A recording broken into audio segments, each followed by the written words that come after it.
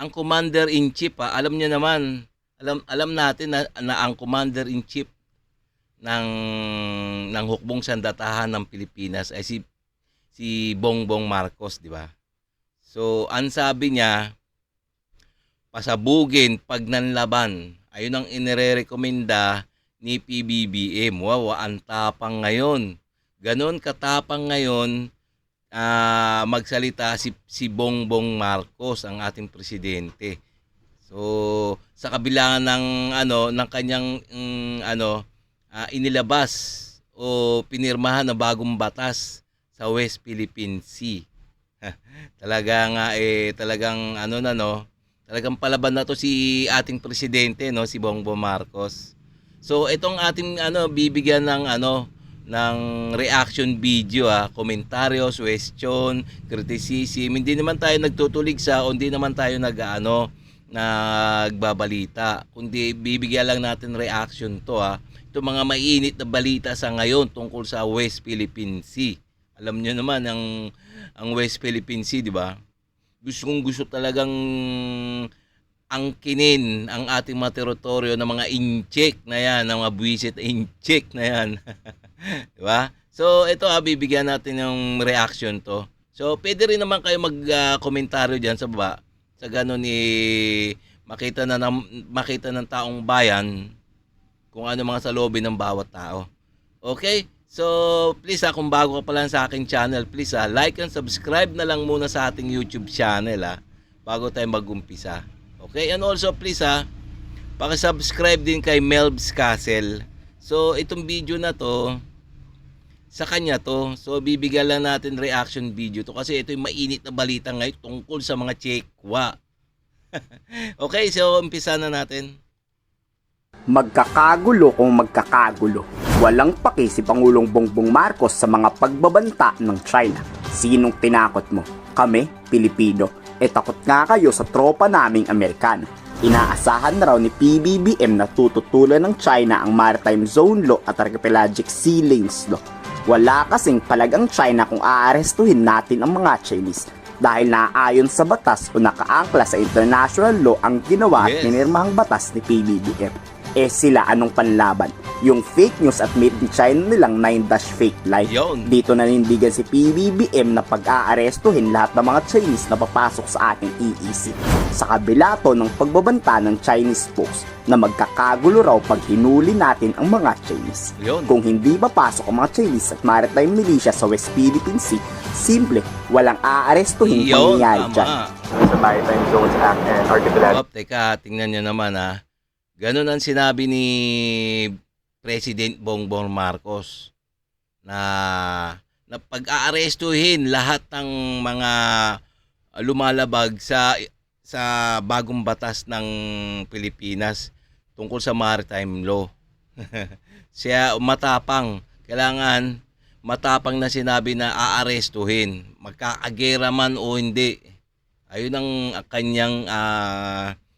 kanyang prinsipyo ba? Yan ang prinsipyo ni Bongbong Marcos, no? Kasi nga, kaya kailangan talaga na ipatupad talaga to ni Presidente Bongbong Marcos. Alam niyo kung bakit? Kasi naayon sa international law yung batas na yan at pati mga ibang bansa talagang sumusuporta sa bagong batas ng Pilipinas tungkol sa maritime law. Kaya nga, hindi dapat talagang matakot ang ating sandatahang Pilipinas o ang ating Philippine Navy o kaya kung ano man ang Philippine Coast Guard na mang-aresto na mga intruders ba? Mga intruders sa ating teritoryo. Ganon, na wala naman lamang paalam. Kaya nga dapat talaga kailangan kamay na bakal ang kailangan. So ayun na nga, sinabi na nga ni nag-utos na si PBBM na pasabugin or kung manlaban kailangan arestuhin. Sige, tuloy pa natin.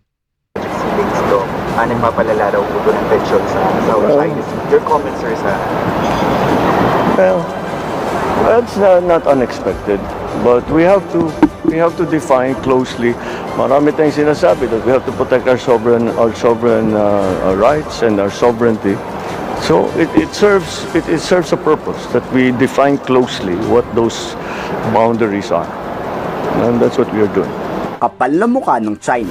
Ayon yan kay war expert Professor J. Batumbakal. Fake naman yung basihan nila sa South China Sea, tayo legal at naaayon sa batas. Tapos China pa ang magagalit. Sinisindak lang tayo ng China ng gulo o gera pa ba niyan. Kung hindi ipapatupad ni Pangulong Marcos ang batas na aarestuhin ng mga Chinese, ipasakop nyo na lang yan sa China dahil nag-aaksayang tayo ng oras dyan sa West Philippines Sea. Ating mga law enforcement, maritime Nga naman, oh. Kailangan talaga kamay na bakal ang papairali ni Presidente Bongbong Marcos. Kaya kasi nga itong bagong batas na to ay talagang tumitiklop ang mga Chekwa dito, no? Kasi nga nasa naaayon sa international law. So wala silang kapalag-palag itong ma-incheck. Kasi yung kiniklaim kasi ng mga incheck na to, yung kanilang imahinasyon na 9-dash line, nasa kanila daw ang buong South China Sea. Na wala naman na kumbaga kinancel na ng ito yung arbitral ruling noon yung kinancel ng arbitral ruling noong 2016 yung kanilang basihan na 9-dash line. So talagang hindi na umubra yung kanilang imahinasyon na 9-dash line sa South China Sea. So pinagpipilitan lang ng mga incheck na to. So itong yung batas na ating ginawa na ni Bongbong Marcos inaayon sa international law. Kaya kailangan malakas talaga ang loob ni Bongbong Marcos na ipatupad to. kaya itong mga incheck na to hanggang banta-banta lang yan eh. Alam nyo, noon pa yan eh. Dapat ginera na tayo. Kaya hanggang banta-banta lang yan kasi nga hanggang doon lang kaya nila kasi nga wala silang pinanghahawakan na papel na galing siya UNCLOS or sa UNCLOS o kaya sa international law na kanila yung buong South China Sea. Kaya dapat talaga tumiklop sila. Buisit. Buisit yung mga incheck na to, no? law enforcement agencies and assets, kunwari mga Coast Guard, Maritime Police at ang Navy, yung kanilang pong pag-undertake ng law enforcement operations dyan sa ating mga maritime zones, lalo na dun sa ating EEZ and Continental Shelf, ay wala na pong kaduda-duda na mayroon tayong batayan para gawin yon. At in fact, dahil ayon siya sa UNCLOS, ang lahat ng ibang bansa ay actually obligado, Yes. no, na sundin ang ating mga batas at regulasyon sa ating EEZ and Continental Shelf. Ay isang paraan para ma-implement yung arbitral award na maraming nagsasabi dati na hindi daw pwedeng i-implement, no? Ito po ay katunayan na pwede pala actually, no? At ang pag-implement nga ng batas ay nakasalalay dun sa mga partido. Pangalawa, dahil nga po dyan sa Maritime Zone Act, unang-una, no?